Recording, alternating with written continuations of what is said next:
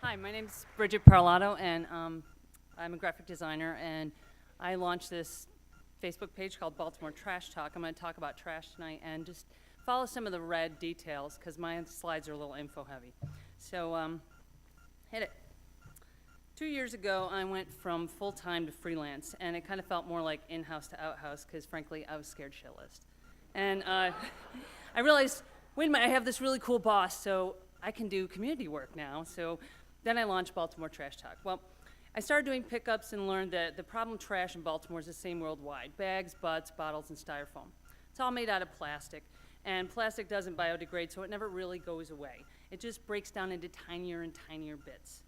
And that means these little itty-bitty baggy bodily bits, they get everywhere, and they get from the most pristine places on the planet to, right down to the breast milk of nursing mothers. So plastics didn't really start hitting the mass consumer market until about the 1950s. That's roughly 60 years ago, and that means we're only really starting to see the adverse impact on human health, like immunodysfunctions, endocrine disruption, birth defects, cancers. That's just the people side of the problem. Now, on the planet side, the Earth is 3/4 water. So in 60 years, we've managed to pollute every square mile of it. Yet despite this massive pollution on all levels, plastic use and disposal is still pretty much left entirely up to the consumer.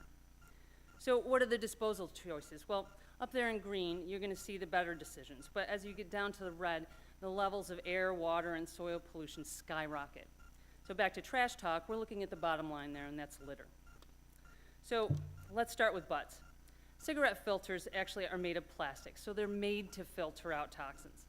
So each one is like a little dirty bomb that people flick off and leaches chemicals into the soil and the water.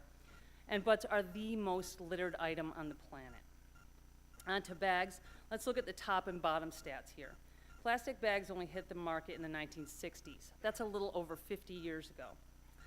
They still have become the most second common trash item in the ocean, aside from cigarette butts. Styrofoam's kind of tough. It's tough because it's lightweight, so recycling, you have to have tonnage. It's measured in tonnage. The combination of light plus bulky means storage becomes an issue. So you need a lot of storage to get enough tonnage, so it's not really cost effective to recycle it. With bottled water, it's a huge energy suck. Imagine a water bottle, a quarter full of oil, and that's how much energy it's taken to produce and deliver that bottle. Yet 25% of the bottled water out there is actually just filtered tap water. So what does this problem litter mean in your neighborhood? Well, it means higher crime rates, it means lower property values, it means less business investment, and litter cleanup is really expensive. It clocks in at $11.5 billion per year in the US alone. So that's kind of depressing, and I'm only one girl with a bag, so how else do we fight this huge thing? Well, educate to change thought and consumption about littering, and you legislate to sort of push people into behavior change. Let's look at legislation. With butts, there is none. There's littering fines, but one has to get caught in the act, so it's kind of hard. Ticketing for litter is hard anyway. But with bags, you can either outright ban them, or you can tack on a fee to cut down on use and encourage reusable bags. With bottle bills, you tack on 5 cents to the container when you buy it, and then it's refunded when you return it. So with each bottle worth a nickel, you don't see them sitting in the gutter all that long. A styrofoam ban is an outright ban on use. But where do we stand in Baltimore and Maryland? Well, look at those red dates up there. For each of those red dates, the legislation was introduced and shot down. So the claims were that fees and bans would be a burden on the poor and on small business. But about a month ago, I was at the city council meeting, and the bag fee went up, and the school kids were there getting awards for trash posters. And immediately following that, the city council once again killed the bag bill. Now, maybe the young get it and the old don't, but others would say follow the money. So last fall, Baltimore Trash Talk held a trial 5-cent bottle return event in support of the Maryland bottle bill. Among the flyers and posters here, you're going to see that Photoshop rendering up in the center. You'll see that again. So during the event, we collected over 15,000 bottles and cans, paying 5 cents a piece for each one. And we created this trash stream, and it was really cool. You can see it forming on the top there.